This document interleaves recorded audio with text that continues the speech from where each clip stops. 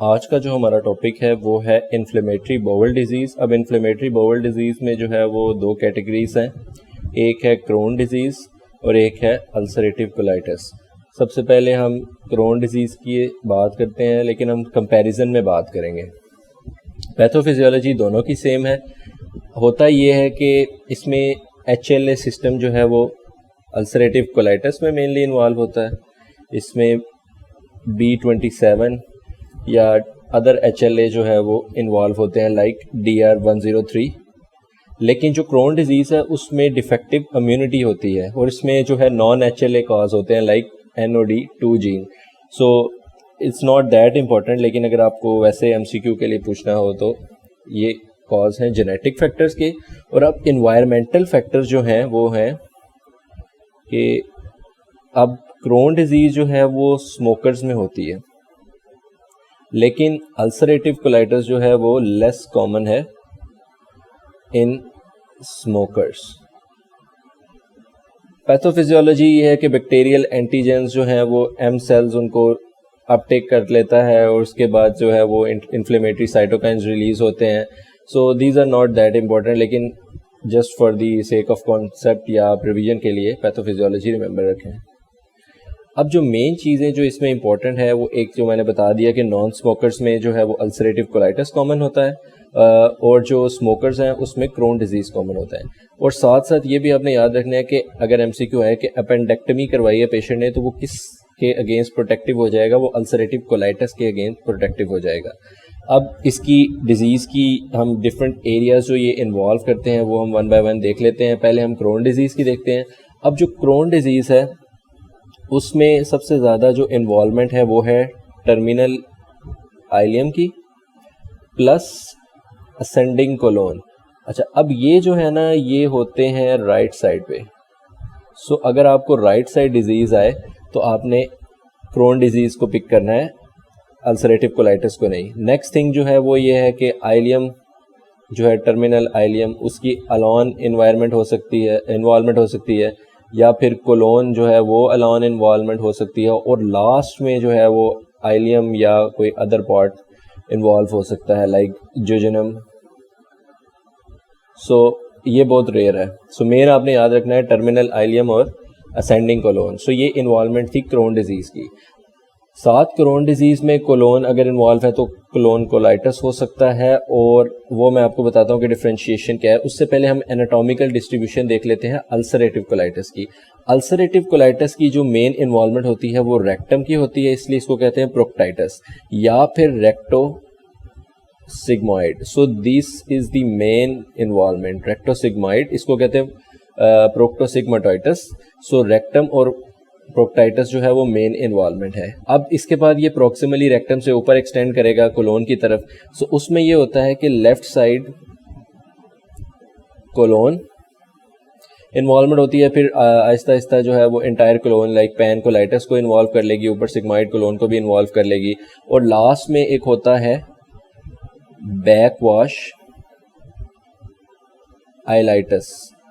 अब आइलियाइटिस बैकवॉश ये होता है तो इसमें ये होता है कि डिस्टल आइलियम इन्वॉल्व होती है।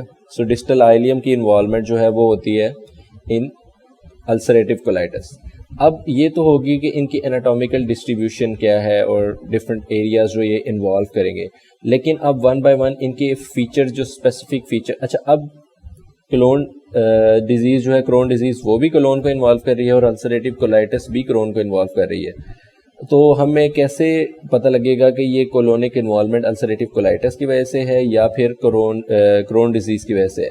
सो हमने सबसे पहली चीज़ देखनी है कि पेरीएनल डिजीज़। पेरीएनल डिजीज़ जो है वो इन्वॉल्व होती है क्रोन डिजीज़ में, लेकिन पेरीएनल डिजीज़ जो है वो अल्सरेटिव कोलाइटिस में नहीं मिलेगी। और दूसरा जो है वो हम एक देख लेंगे कि रेक्टम इन्वॉल्वमेंट जो है वो इसमें रेक्टम जो है स्पेयर हो जाता है क्रोन डिजीज़ में। और दूसरा ये कि क्रोन डिजीज़ में any part of GIT can get involve, terminal ileum, colon, jejunum. So ये दो चीज़ें आपने अगर कोलोन की वजह से क्रोन की वजह से कोलोन की इन्वॉल्वमेंट है, लाइक इसको कहते हैं क्रोन कोलाइटिस। सो ये आपने डिस्ट्रीब्यूशन देख लेनी है। सो ये तो हो गई डिफरेंट एरियाज। अब हम देखते हैं कि पैथोफिजियोलॉजी के बाद इसकी जो डिफरेंट इन्वॉल्वमेंट्स इन्होंने की हैं जीआई ट्रैक्ट की, उसमें क्या क्या प्रॉब्लम्स आ रही हैं। सो सबसे पहले हम क्रोन की देखते हैं, फिर हम देखेंगे अल्सरेटिव कोलाइटिस की। क्लोन जो है वो क्रोन डिजीज़, उसमें कोबल स्टोन अपीयरेंस होता ये है कि डीप अल्सर्स जो हैं वो बनते हैं इसमें क्रोन डिजीज़ में, उनके दरमियान जो है वो म्यूकोसा की कोबल स्टोन अपीयरेंस हो जाती है। नेक्स्ट थिंग जो आपने डिफ्रेंशिएट करनी है फ्रॉम अल्सरेटिव कोलाइटिस, ये है कि पैची डिस्ट्रीब्यूशन होती है। इसका मतलब है स्किप लीजन, इसलिए इनको कहते हैं कि ये अब नॉर्मल म्यूकोसा, फिर नॉर्मल, फिर अब नॉर्मल। सो ये डिफरेंट टाइप्स ऑफ म्यूकोसा जो है वो नॉर्मल अब नॉर्मल के दरमियान जो होते हैं, इसलिए इनको कहते हैं कि स्किप लीजन, क्योंकि ये एरियाज को स्किप करी जा रहे हैं बीच में से। नेक्स्ट थिंग आ जाती है कि इसमें ट्रांसम्यूरल फाइब्रो इन्फ्लेमेशन होती है।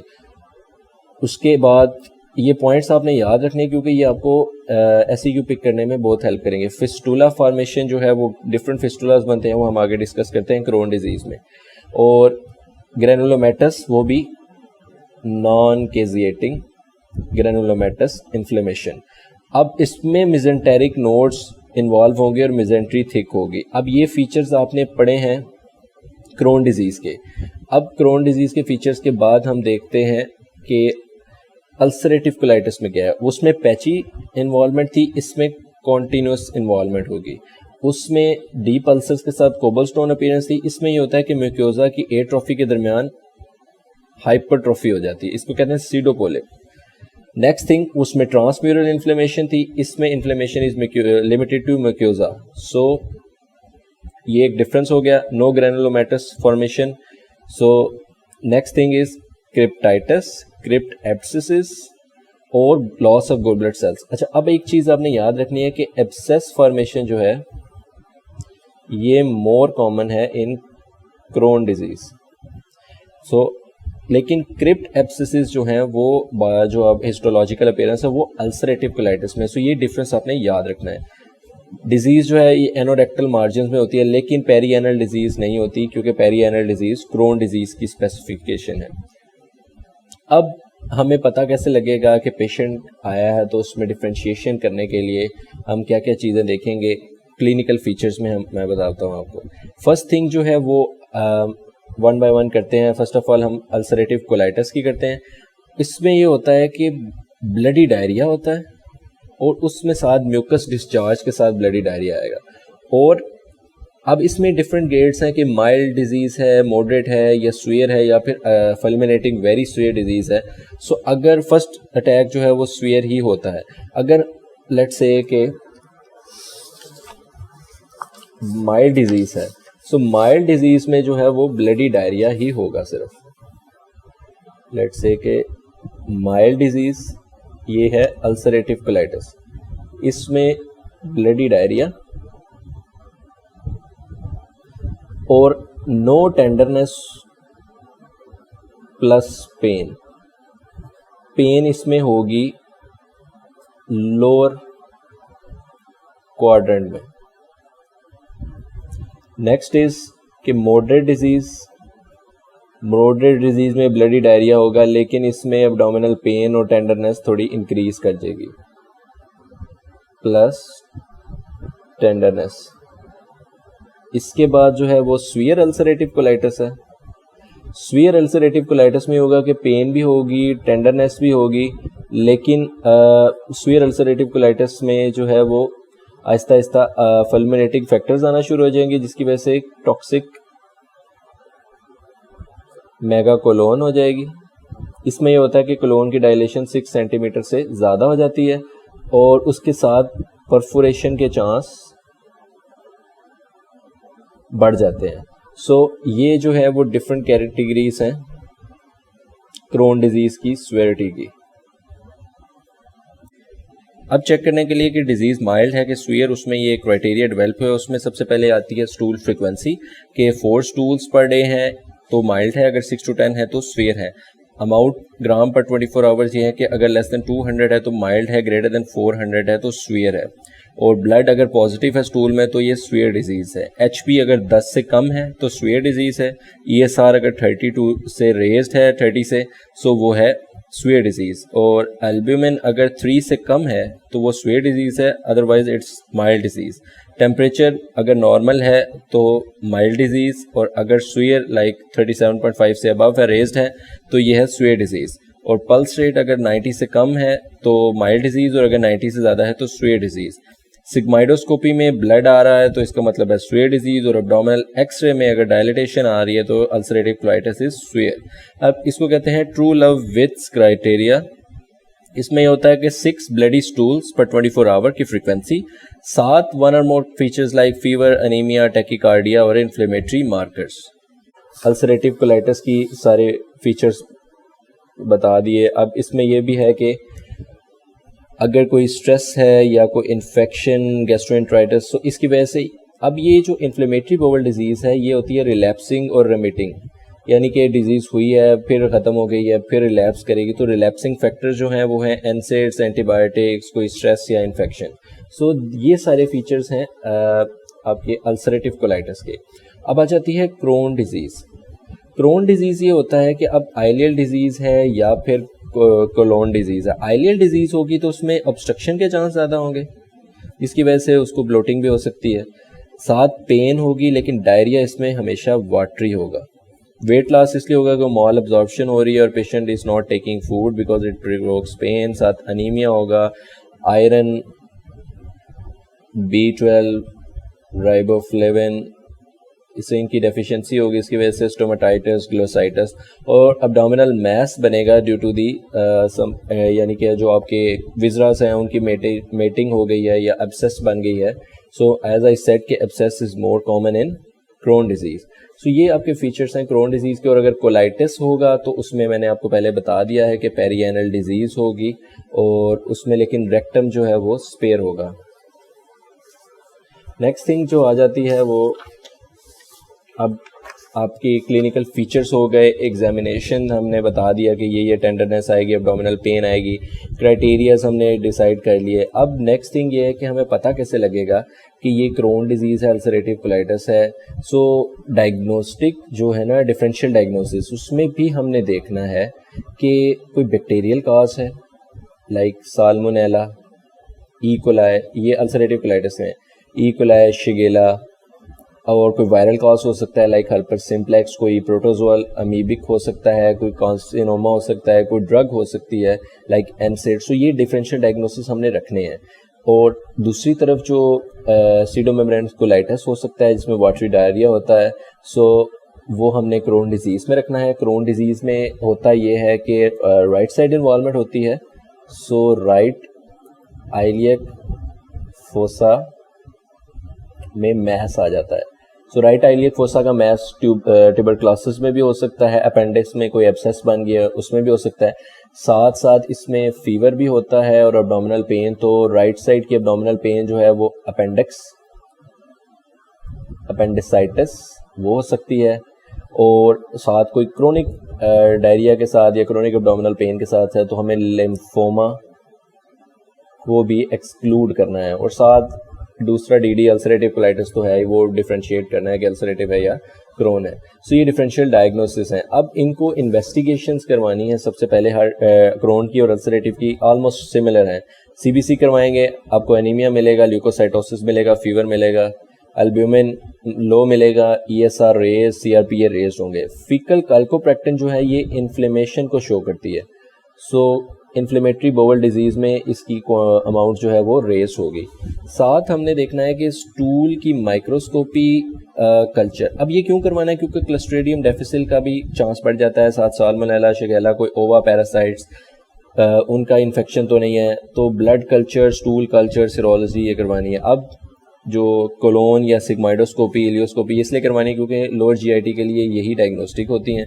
सो ये करवाएंगे तो जो कोलोन अल्सरेटिव कोलाइटिस की होगी उसमें कॉन्टीन्यूस इन्फ्लेमेशन होगी और उसमें सीडोपोलिप्स मिलेंगे, और जो आपकी क्रोन डिजीज़ की होगी उसमें फिस्टुलास मिलेंगे, उसमें पेरियनल डिजीज़ मिलेगी, डिफरेंट टाइप्स के ulcer, deep ulcers, cobalt stone appearance ये मिलेगी।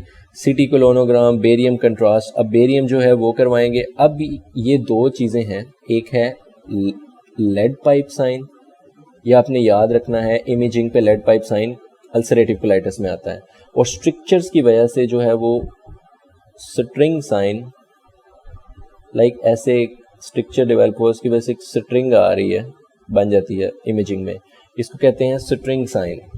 ये आपको मिलेगा क्रोन डिजीज़ में।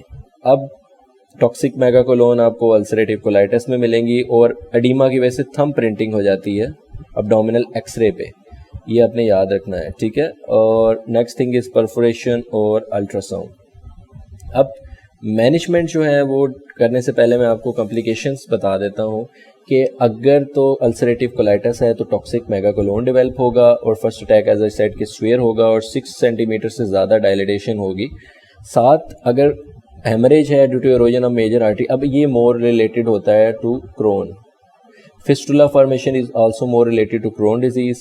So enteric fistula like within the GIT between bowels तो blind loop syndrome बन जाए, और उसकी वजह से डायरिया और माल अब्जॉर्प्शन। वेजिकल ब्लैडर से रिलेटेड है तो UTI, और अगर वेजिनल से रिलेटेड है तो वेजिनल डिस्चार्ज, और अगर पेरिएनल या इस्टियोरेक्टल कोई फिस्टुला बन सकता है, पेरिएनल फिस्टुला बन सकता है।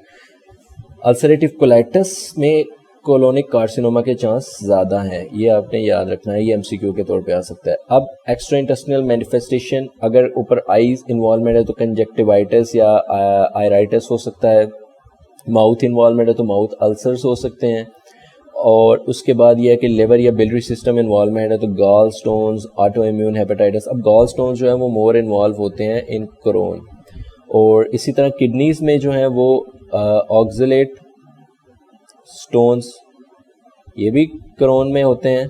और दूसरा ये जो है इसमें यूरिटेरिक ऑब्स्ट्रक्शन हो सकती है, स्टोन बन सकते हैं, ये भी क्रोन डिजीज़ में मोर कॉमन है।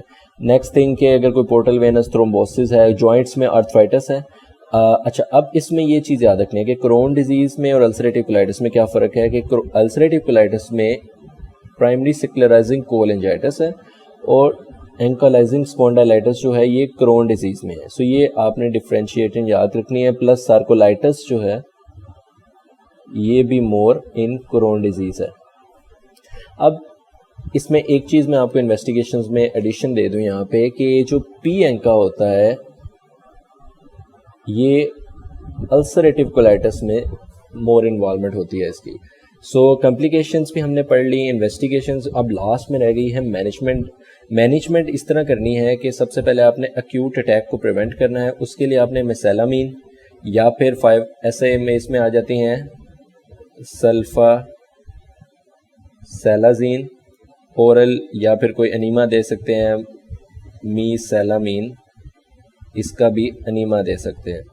सो ये हो गया आपकी मैनेजमेंट के इनिशियल एक्यूट अटैक को प्रिवेंट करने के लिए। अगर इससे ये ट्रीट नहीं हो रहा है, माइल्ड टू मॉडरेट डिजीज़ है तो स्टार्ट स्टीरॉयड दे सकते हैं। लेकिन अगर डिजीज़ स्वीयर होती जा रही है तो उसमें ये होगा कि उसमें स्वीयर डिजीज़ स्टार्ट करेंगे IV स्टीरॉयड्स लाइक प्रेडनिसोलोन, और साथ हाइड्रोकॉर्टिसोन, प्रेडनिसोलोन और हाइड्रोकॉर्टिसोन ये देंगे स्वीयर डिजीज़ में। साथ इम्यूनोसप्रेसेंट्स लाइक एज़ाथियोप्रिन और साइक्लोस्पोरिन और इन्फ्लिक्सिमैब भी ऐड कर सकते हैं। और लास्ट में अगर कोई मेडिकल थेरेपी काम नहीं करी तो कोलेक्टमी करना होगा। उसमें ये होता है कि प्रोक्टोसिग्माइड लाइक प्रोक्टो मीन्स के रेक्टम की रिमूवल कर सकते हैं, सिग्मोइडेक्टमी भी कर सकते हैं, इलियोस्टमी भी कर सकते हैं। सो डिफरेंट टाइप्स की इसमें सर्जिकल अप्रोच है और वो है क्यूरेटिव होती है इसमें। लेकिन क्रोन डिजीज़ में जब हम डिस्कस करें तो सर्जरी क्यूरेटिव नहीं होती। अच्छा, अब क्रोन डिजीज़ का ये है कि जो उसमें 5 अमाइनो सैलिसाइलिक एसिड है, लाइक मेंटेनेंस के तौर पे तो यूज़ हो सकता है, लेकिन इनिशियल अटैक के लिए वो इतना फ़ायदेमंद नहीं है। साथ ये है कि इसमें इनिशियल थेरेपी जो है स्टीरॉयड से होती है, इम्यूनोसप्रेसेंट से होती है, और साथ anti tumour necrosis factor like infliximab जो है वो यूज़ कर सकते हैं। अच्छा, अब पेशेंट इनिशियली ट्रीट हो गया, लेकिन अगर रिलैप्स के साथ आया उसको प्रिवेंट करना है रिलैप्स को, तो उसमें ये होता है कि जो अगर क्रोन डिजीज़ है ना, तो उसमें आपने सल्फा सैलाजीन प्लस एजाथ्रियोप्रीन या फिर कोई और इम्यूनोसप्रेसिव मॉड्यूलेटर। अब स्टीरॉयड्स एक्चुअली क्यों नहीं मेंटेनेंस में देते, क्योंकि स्टीरॉयड्स की क्रोनिक डोज जो है वो उसकी कॉम्प्लिकेशन ज़्यादा हो, इसलिए टॉक्सिक इफेक्ट आ सकता है, इसलिए हमने इसमें ज़्यादा स्टीरॉयड्स यूज़ नहीं करते।